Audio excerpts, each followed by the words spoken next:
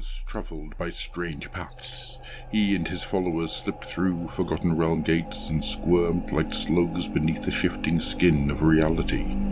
However, with the keen senses of their knight Zephyros to guide them, the Shadowhammers could not be evaded forever.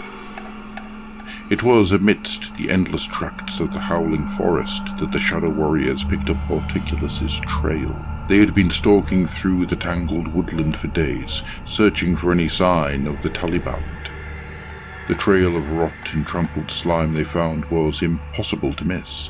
Trees had sagged and twisted at the demons passing, their sap turning putrid and their bark bursting out in obscene fungal growths. Foul insects buzzed and scurried through the infectious filth, and pools of clotted slime bubbled and popped. Emerging from a deep cleft in a carved rock face, the trail led away north, cutting a befouled line through the trees. It was clear to the ranger's practiced eyes that Horticulus was many days ahead of them. Worse, he could only have one target in this region of Gur. He was making directly for the city of Excelsis. Excelsis was famed for its prophetic riches, which allowed the city's leaders to foresee dangers long before they materialized.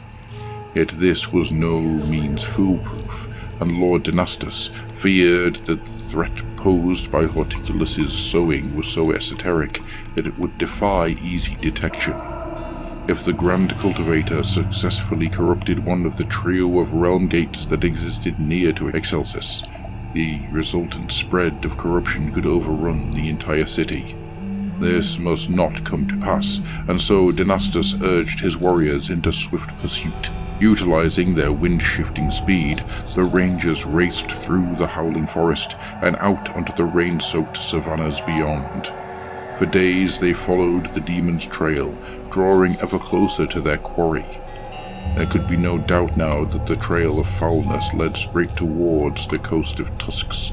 However, as the Shadowhammers closed in, they found Horticulus's trail splitting into several slime-slick strands. The Grand Cultivator had divided his forces and sent them towards all three of the realm gates that stood within a 100-mile radius of Excelsis. Horticulus would have to be present in person for a sowing to occur, but this way he had cleverly confounded the ranger's pursuit. Thinking quickly, Dynastus split his own forces into three, each including retinues of hunters, paladors, and raptors. One force he led in person towards Fortress Abraxicon, and at the Heavenstride realm gate over which it stood. Another was given to Knight Azeros Kiltarion, who swept away towards the Echo Steel realm gate. Finally, the swiftest and most deadly of the Shadowhammers were given over to the command of Neve Blacktalon. She led this force away at a blistering pace towards the Bone Heights and the Emberwash realm gate that was nestled amidst their peaks. As her force swept through the grasslands and through curtains of falling rain, Neve's wolf-sharp senses detected the taint of chaos corruption on the breeze.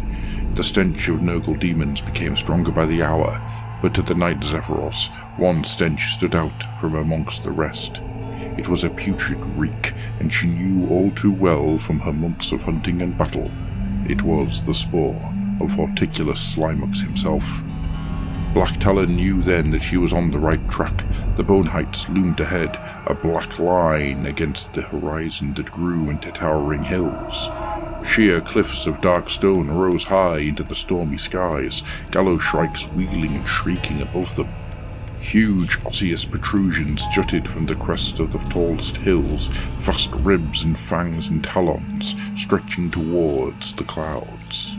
Up there, Neve knew lay the Emberwash realm gate that must surely be Horticulus's target. Yet closer, amongst the foothills, her keen eyes picked out foul figures marching en masse. Horticulus's demonic rearguard was directly ahead, and Neve did not mean to let them slow her down.